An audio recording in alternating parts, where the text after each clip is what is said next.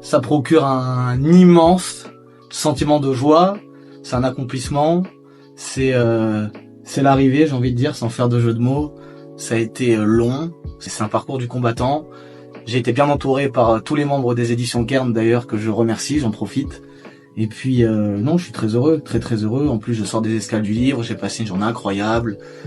C'est une très belle aventure qui ne fait que commencer. Alors la couverture a été réalisée par mon ami Max Ducos, qui est artiste peintre et qui fait aussi des livres pour la jeunesse. Donc je l'ai contacté pour réaliser cette couverture. De mémoire en roue libre, je voulais quelque chose qui évoque le souvenir, qui soit aux couleurs du Tour de France avec ce jaune qu'on peut retrouver sur le maillot jaune. Je voulais qu'il y ait la notion de coureur, donc voilà, la nature, les souvenirs. La couverture, je voulais que ça soit impactant, je voulais qu'il y ait de la couleur, je voulais que ça attire l'œil et je voulais que ça résume tout simplement mon voyage. Alors je remercie Max Ducos d'avoir pris le temps de m'accompagner sur cette couverture et j'en suis très fier. Ce sont des rencontres formidables que j'ai pu faire avec Pierrick et Dorian Foulon. Alors pour la petite histoire, Dorian Foulon, je l'ai contacté à la suite de son titre paralympique aux Jeux de Tokyo en 2021, en août 2021. Je me suis levé un matin complètement par hasard et j'ai allumé la télé. Et j'ai vu Dorian Foulon qui était à la poursuite de son rêve paralympique. Et je me suis dit, mais c'est incroyable ce qu'est en train de vivre ce garçon. Je veux absolument qu'il en parle dans mon livre. C'est sûrement un des meilleurs moments de sa vie, pour voir peut-être un des plus beaux jours de sa vie. Donc j'ai contacté Dorian, qui m'a répondu, qui m'a dit qu'il était très emballé par l'idée d'écrire dans mon livre. Donc je suis parti dans son pays d'entraînement, à Urt exactement, là où il s'entraîne, puisqu'il est au pôle handisport. Nous avons passé 48 heures ensemble et ça a été 48 heures de pur bonheur. Nous avons écrit ensemble son passage, nous avons fait du vélo. J'ai vraiment rencontré ce garçon chez lui, dans son milieu, là où il évolue, sur ses routes d'entraînement. Ça a été extraordinaire, une belle leçon de vie. C'est un garçon extraordinaire, avec un parcours atypique.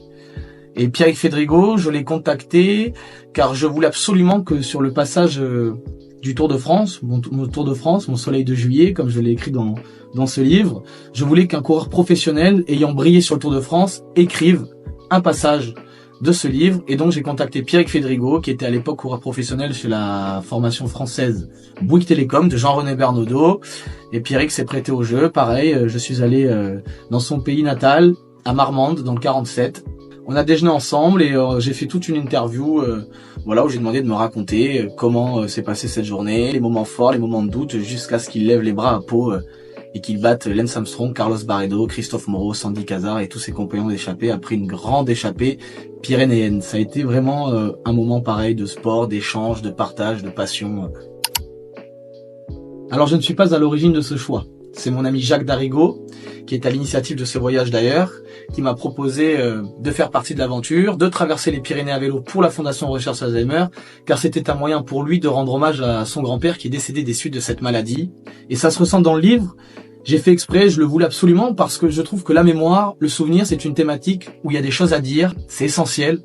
Les souvenirs, c'est tout ce qui reste de nous dans la mémoire de ceux qui restent. Nous sommes la somme de nos souvenirs. Comme je le dis, la mémoire est une voûte céleste. Alors la perdre, je dis non. Alors c'est une très bonne question, parce que je crois que les deux aventures ont été un véritable challenge.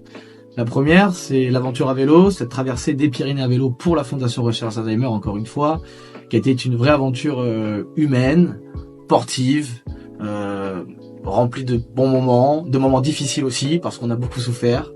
Mais ça a été une aventure, et d'arriver au bout, ça apporte une satisfaction personnelle, ça a été tous les jours un défi. Je pense qu'on prend tous la route pour des raisons qui nous sont personnelles. Et la Fondation Recherche Alzheimer était un formidable prétexte pour prendre la route. Comme je le dis dans le livre, j'avais besoin de fuir, un chagrin d'amour, et je n'en dis pas plus, il faudra le lire.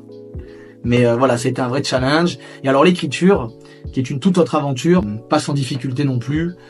Beaucoup de rigueur, ça a été des moments de solitude intenses, des grands moments de bonheur aussi, des moments émouvants. J'avoue que parfois j'ai eu la petite larme à l'œil parce que ça m'a permis de me replonger aussi dans mes souvenirs d'enfance. On parlait tout à l'heure des souvenirs, voilà, ça m'a permis aussi de revivre des moments forts de ma jeunesse. Ça m'a permis aussi de revivre une seconde fois ce voyage.